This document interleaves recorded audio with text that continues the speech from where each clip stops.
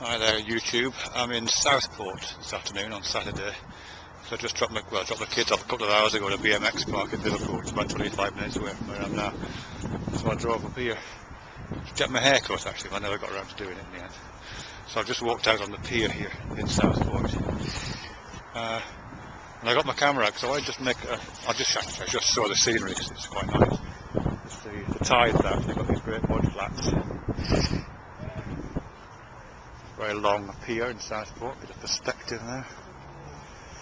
Probably won't walk to the end. More mud flats to the other side. That's Blackpool, I don't know if you can see it over there on the horizon. You can just see the tower, at least I can. And that's the town of Southport over there with the various amusements. Anyhow, I'm here in Southport and I'm thinking about this, a response that a user called paddyguinne made to one of my videos earlier on today. The video that I made was about the entanglement of mind, and he made a really astute comment I think in relation to that. I can just rehearse quickly what I was talking about just to try and firm it up in my mind because it keeps slipping away.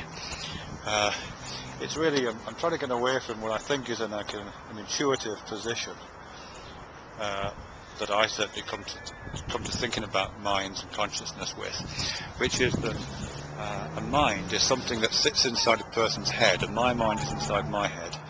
And all these people here in Southport have got minds, and their minds are sitting inside their heads. And together we're all kind of looking out through our eyes at this world of appearances around us that's just kind of sitting there in a naively realistic way. And I think even as I say it, I know it isn't correct. It's massive holes in that. But if I don't think about it, I think that's what I think with. I think that's the idea that's colonising people, not vigilant about it. So I'm just trying to reassert that vigilance again. Anyway, what it's a roundabout way of saying that the model I'm trying to kick around is to do with, as I say, entanglement. So I have this mind, and it's full of stuff like memories and fantasies and associations and images and sounds and all that kind of thing. And also perceptions. The things I see are in my mind, the things I hear are in my mind. And that's an uncontroversial fact, I think. But within that great list of things, some of those things are also in the minds of other people. They're in the minds of these people around me here in Southport. Those perceptions certainly, and some of those sounds, and the sights, the image of the sun going down. So all that stuff's kind of around. But the fact that it's in both our minds at the same time is a place of entanglement, and that place of entanglement is the real world, the world of appearances, the world that we're walking through here. So Southport, in this case, is an entanglement of all of these minds. Alright, that's kind of working with, which I know sounds confusing. I don't know what that sound is. There's a chap coming down the pier here making a very strange noise. Anyway, just to add to that, the user who I mentioned earlier on, paddyguinne, he made this really insightful comment saying that the language and meaning must play an important role within that. Language and meaning. I think he's absolutely right. I can't get to language yet. I've been thinking about that. I can't quite get onto that. But this thing about meaning, I think, is really important, because meaning isn't in these things. The meaning of this bin here that I'm standing next to isn't in the bin, and the meaning of this fence isn't in the fence, and the meaning of the pier I'm walking on isn't in the pier. The meanings are in the attributions that I give these things.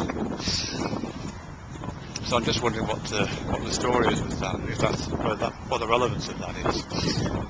And by meaning, I think I'm intending to be really simple.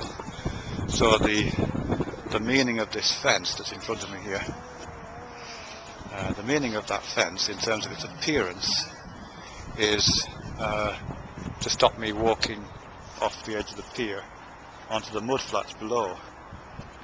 The reason why I can see the fence is because historically, over evolutionary time, it's proved useful for beings like me with the kind of body that I've got to have some kind of early warning device that prevents me walking off the edge of high elevated surfaces onto low surfaces and hurting myself.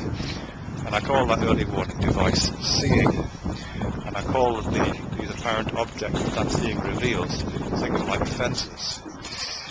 That whole act of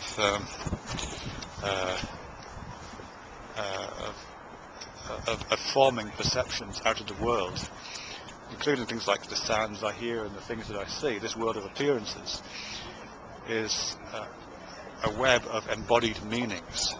I think I'm drawing on Mark Johnson here, who's one of my favourite writers of philosophers. He talks about the meaning of the body and how meaningfulness ultimately emerges from embodiment, and the needs, the evolutionary needs ultimately, but the concurrent needs of embodiment. So I need to be able to see things to stop walking into them. I need to be able to hear things to determine where they are and what they are. And because you have a body like mine, and because our family history goes back, wherever it is, 4.7 billion years, and we've evolved together, we have a whole set of universals, and some of those universals are rooted in that embodiment, rooted in that common need not to walk off cliffs and fall onto the mud flats below, where common needs to develop sensory mechanisms to detect objects to stop us walking into them, and kind of dramatising the world around us into what we think of as appearances and what we think of as reality. So I think that shared set of data that you share, that I share, which forms that intersection of the Venn diagram, or that entangled moment in our where our minds overlap, is absolutely populated by meanings, and those are the common meanings of people with common bodies and the common senses that we share. That kind of makes sense. I haven't quite got it yet. Keep slipping away. I'll see if I can refine it a bit.